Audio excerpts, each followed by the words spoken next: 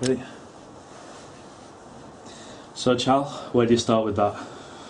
To win, I suppose, that's the big thing.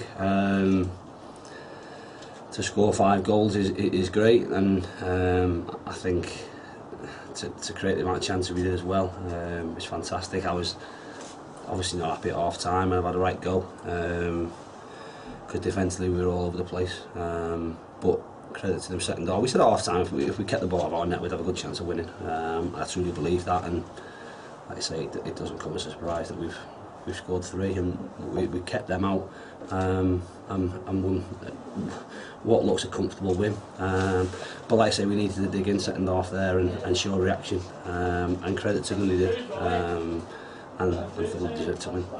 How big an impact do you think the wind had in the first half? Not really.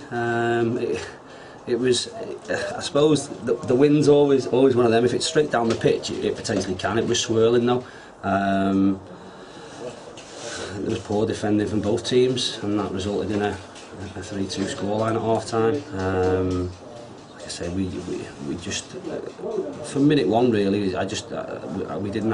We spoke about intensity in terms of after Saturday, and we had that from minute one at Alfreton.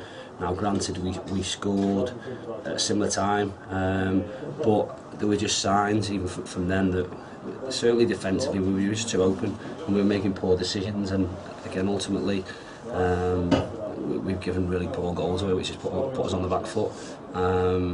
We've again had an opportunity to try and look at things at half time, but it wasn't a case of me giving any tactical info. Certainly defensively we just needed to be better. We needed to be more aggressive in terms of us going and attacking the ball. We need to stop giving away cheap free kicks, stupid free kicks with people having arms up, and keep, like I say, keeping away from our goal. And in the main, we did that. If we do that, we've always got a chance because of the attacking players we've got on the pitch.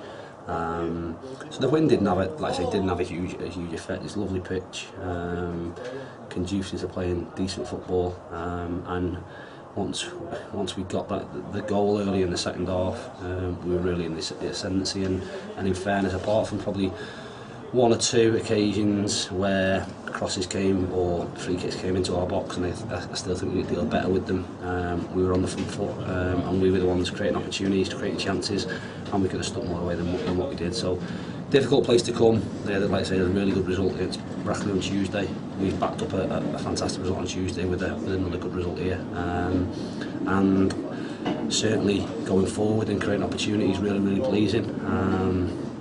We were, like I say, we were really good defensively at Telford, really good on Tuesday night defensively, although we weren't tested a great deal.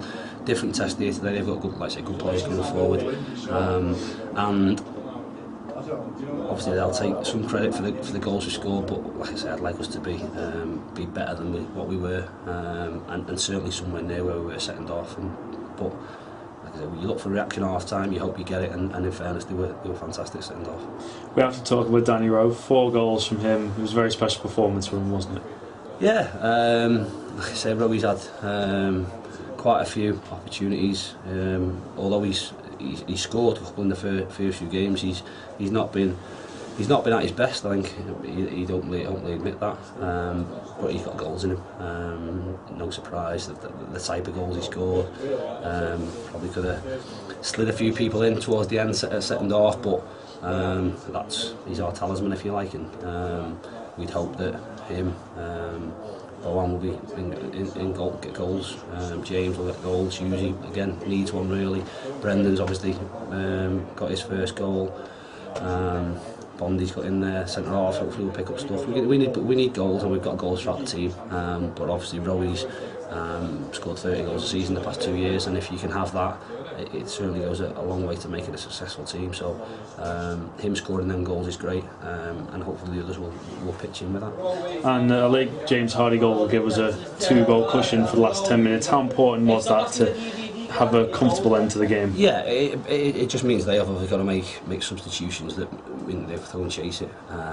We've obviously had to make substitutions ourselves, but more through injuries more than tactical stuff. So we're going 2 up. Just means they brought attacking players on and left them a little bit more open. And in fairness, we could have picked them off. I mean, the move for Bowen's chance in the middle of the 6-yard box was a fantastic play.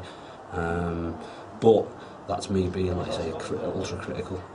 It's been a good day for us in terms of result. It's been a difficult day in terms of injuries and stuff, but we turned around quickly, got dust ourselves down, and now look forward towards Tuesday. And I mean, timing probably comes well. We've obviously got Sam back for Tuesday, and we'll have to see where the two lads that have gone off, how long they'll be out.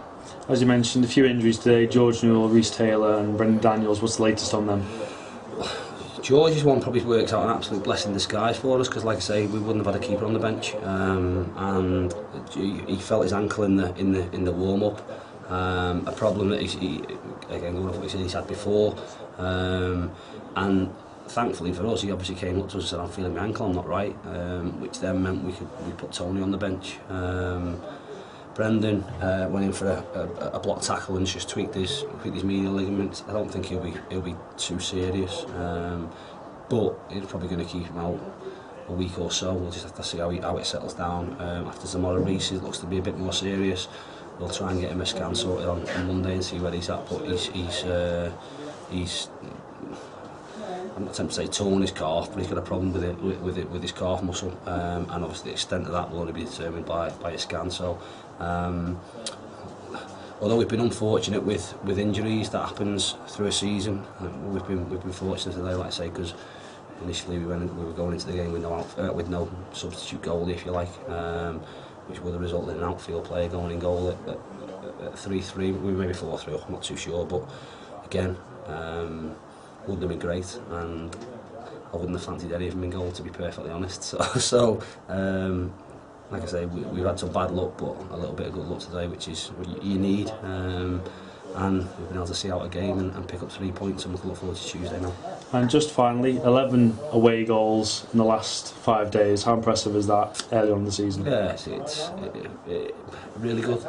Like I say, we're still a work in progress. I spoke to Nicky before the game and was very complimentary in terms of reports he had put on us. But the last two games, like I say, we've showed what we can do. In terms of going forward, we know we've got goals in the team. We need to be better than we were defensively, like I say, because we'll always have chances to score. Listen, if someone have asked me before Tuesday night's game, will we score 11 goals in the next 2 games? I'd have said absolutely not. But we're creating chances, we're sticking away, which is great. We're playing with a freedom. We've got some really good movement and some really good patterns, and people getting in the air which we want to get into. And ultimately, if you do that with the firepower we've got, we'll score goals, and hopefully that'll continue on Tuesday. Cheers.